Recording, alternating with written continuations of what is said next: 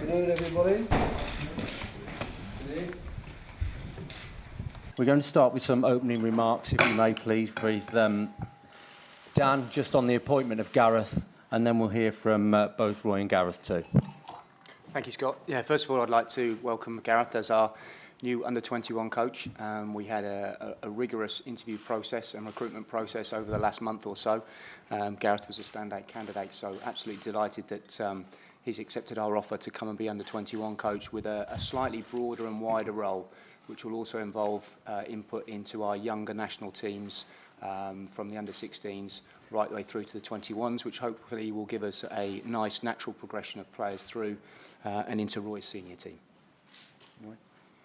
Well, I can only echo what Dad has said. Delighted that the process has been completed so quickly as well, so that I get a bit more rest at St George's Park this time. And delighted also that the choice has fallen on Gareth, someone that I was keen for us to work with me some time ago, but at that stage it wasn't possible. Now we've got him back in the FA in a very important role, and I'm looking forward to working with him. So I wish him well. Thank you. I'll just say that I'm proud and honoured to be able to take charge of the under-21 side in particular. I think it's a position of great responsibility to be able to help in the development of our younger players and link closely with Roy with the seniors. And clearly the role, having an input into the teams below that age group as well, I see is very important. So the link between all those teams and helping in the consistency of the philosophy throughout the Club England setup. Looking at your squad, the name of Ross Barkley stands out. I guess he's just 19, but clearly he's impressed you with the way he started the season. Well, first he impressed me, of course, when I worked with him at St George's and in the game at Sheffield, so that was an impressive period, although there were quite a few other people who impressed at that time. I mean, Shelby, who's not actually in this squad but was very impressive that day and has the misfortune of having, three very top-class senior players in front of him for his position. But Raheem Sterling was another one, and of course Townsend, who was on our radar before the under-21 tournament and has started so well for Tottenham. I think in choosing these players, we're giving ourselves a chance to look at players who have got a very bright future and who are capable at the moment of making an impact, making a difference to a game, as we see them do each week at the very top level of Premiership football. How important is it from your point of view that you bring these young players through and don't, if you like, play safe and stick to experience for the qualifiers? Well, we want a winning team, we want to win, so I don't think there's no question of this is a philosophy, we will only play this and that type of player, and if you're a bit older and a bit more experienced, we're going to look askance at you. We want to pick a team that's going to win. But I think players like Barkley, Townsend and Sterling can make a difference, and I think that in a team they can be players who make a big impact and help you to win. So they're there on merit, really. It's nice that they're younger and it's nice that they've got a future in front of them, and I'm expecting really for them in the coming year or so probably to share roles. I'm not suggesting now that they've been selected in a full England squad that they play no part in the under-21s. I think they've got to be prepared. And Wilfried Zaha, who we had last time, had a chance to look at. He will be in the under-21 squad. So I think players will need to understand that, the door's open for you at senior level, but that doesn't mean to say when the door opens for you at senior level, you close the door on under-21s. Sorry about the length of the answer. Understandable, not a problem at all, right? Daniel Sturridge has scored a couple of goals. I know he's close to being in the last squad, but perhaps wasn't quite considered fit enough. But clearly he's now firing all cylinders. I mean, to be frank, we weren't aware of how close to fitness he was, because I think in the middle of the week, that's 2 days I think it was, or 4 days after we'd announced our squad, the Liverpool staff weren't aware that he was going to be fit.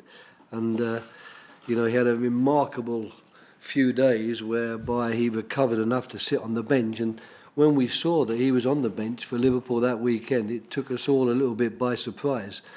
He would have been perhaps in the squad had we known that he was that close to fitness, albeit that he probably wouldn't have been fit enough to necessarily take part in a game a couple of days later. But now we're getting towards a couple of weeks after that, and it's great that he's played for Liverpool and done so well, because he started so brightly with England in the Ireland game, and unfortunately got carried off, and that kept him out for 2 months. So he's one that we welcome back, but he's always been a part of the group. How much of a blow was it when you heard the news that Ben Foster's going to be out for several months? Yeah, I was at the game. I was very disappointed when I saw it happen. I was, concerned.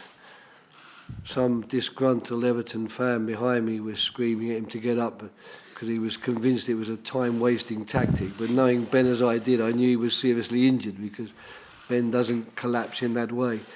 So it was a great pity, because he's been in extremely good form at the start of this season. Of course, he is our number 2 goalkeeper, so we have to accept it, and we can only wish him well and hope that the injury isn't quite as bad or will take as long to heal as is projected. Your number 1 goalkeeper, Joe Hart, has been in the spotlight a little lately. The performance against Scotland and obviously Sunday's performance. Is he doing anything differently, do you think, or is he just going through one of those spells that occasionally keepers, no matter how good they are, do go through? We all know that goalkeepers and strikers, they're the ones in the firing line. The moment anything goes even marginally wrong, they're the ones everyone turns to and looks at. So I'm sure Joe is confident enough and big enough to understand these things. He's one, goalkeepers like Joe at a top team like Man City, they don't necessarily get a lot to do, or Joe with England certain times doesn't get a lot to do. So every time you make a mistake, it's highlighted, and I accept that. I'm sure he does. As far as I'm concerned, I've got every faith in Joe Hart. When I took the job on, I thought I had a top-class goalkeeper to work with, and 16 months later, I still think I've got a top-class goalkeeper to work with, and I'm pretty sure he'll soon be getting the headlines for all the right reasons again. Do you think transfer deadline day may have any impact on the build-up for these 2 qualifiers? I know we've spoken before about this particular issue, but it does fall on the Monday, of course, which is right at the start of your week. Well, we'll cooperate with the clubs, of course, but we'll be asking them to cooperate with us as well. If it is at all possible to get your business done before 12 o'clock on September the 1st, we'd be very grateful.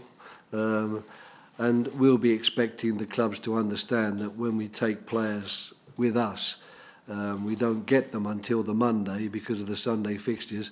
We'll be expecting them really to, understand that we want them with us. So if anything did need to be done in terms of a transfer or a medical, it would be a discussion really between us and them to get it done in the best possible way. But I'll cross the bridge when I come to it, and I'm happy with my cooperation with the club managers, and I'm pretty sure it won't lead to any problems. Well, you started the process of getting Wayne Rooney back towards full match fitness, and he started, of course, on Monday night.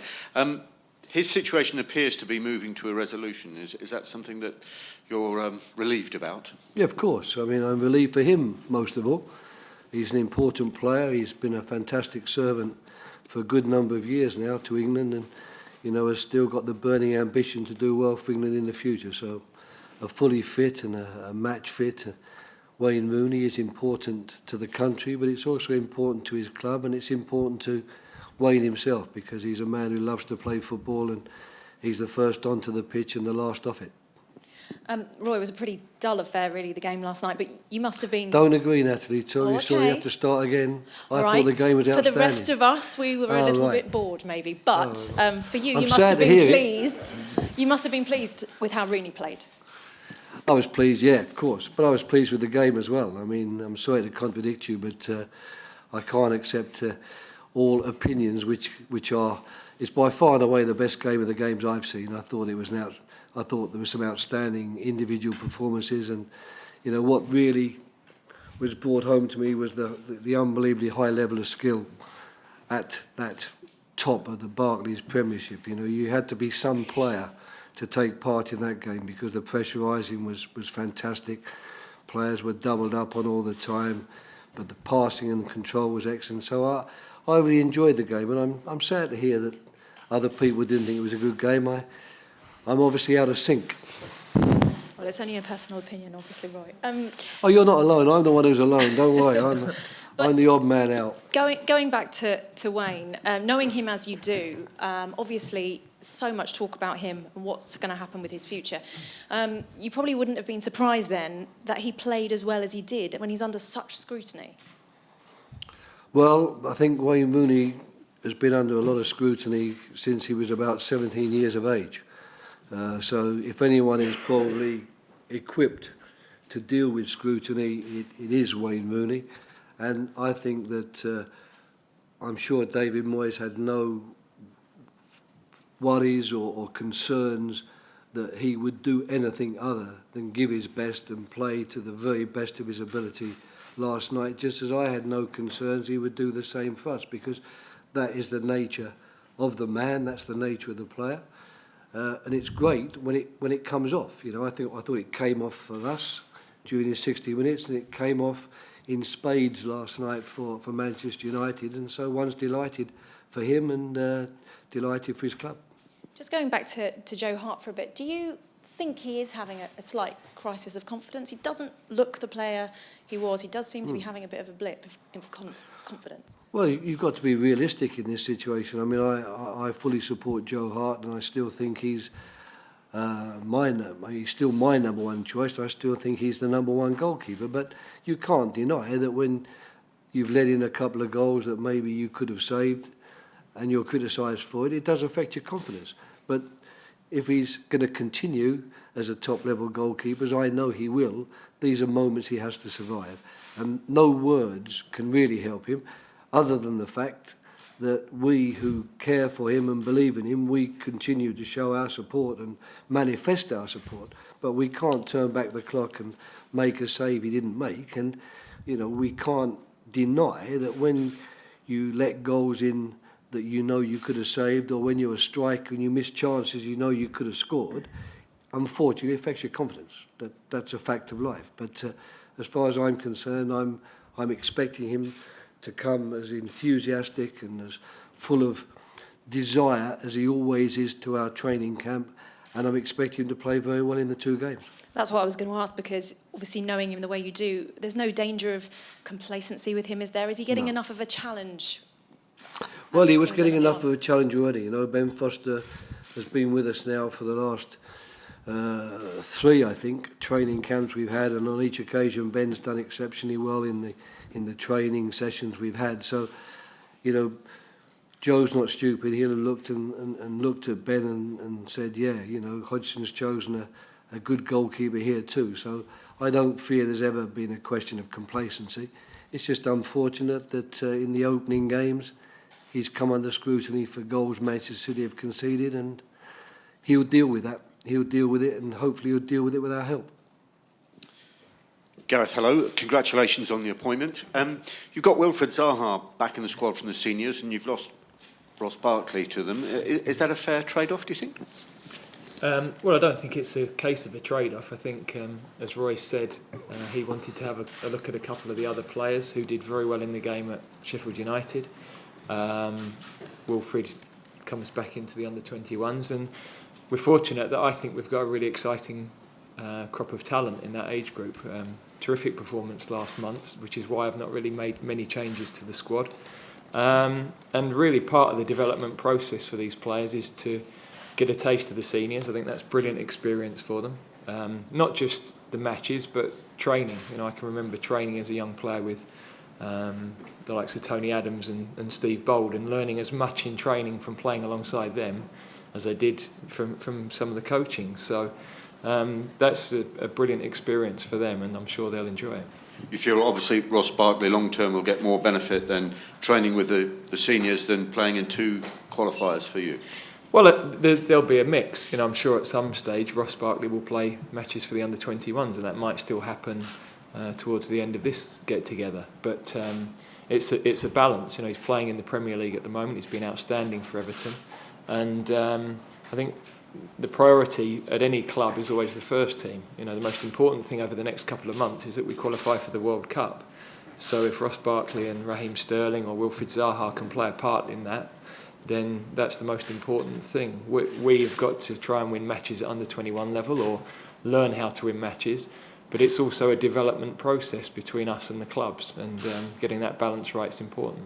How important was it for you that you have a say in the under-16s all the way through to the under-21s? Was that something that you wanted before taking over? Well, I think it helps the philosophy of all of the teams if we've got a consistency. So Dan is obviously overseeing all of that, but I'm here to help him to put those things into place. And I know the national coaches that are there. I think that helps me with helping to line manage them. And it would be great if what we're doing with the under-21s is consistent through the teams, the style of play or the manner of what a training week looks like, how we treat the players. Most importantly, building relationships with the clubs. We need to feed back with the new EPPP regularly on the performance and training of the players. And I think the clubs have to believe that the players are going to have a good experience and they're going to continue to learn when they come and play with us. Just one final one for me. Dan, how important was it for you that Gareth and Roy enjoy a good relationship? Well, I think we've already touched on the fact that the purpose of any development programme, youth policy, whatever you might call it, is to produce and help get players into the senior side. So if there's some consistency of message and a good working relationship, obviously it's going to help immensely. So, it was very important, and it is very important that the three of us, and along with the other coaches within the FA, have a good working relationship, and we're on the same page as we try and get as many players as possible through to help Roy in the future of the England senior team.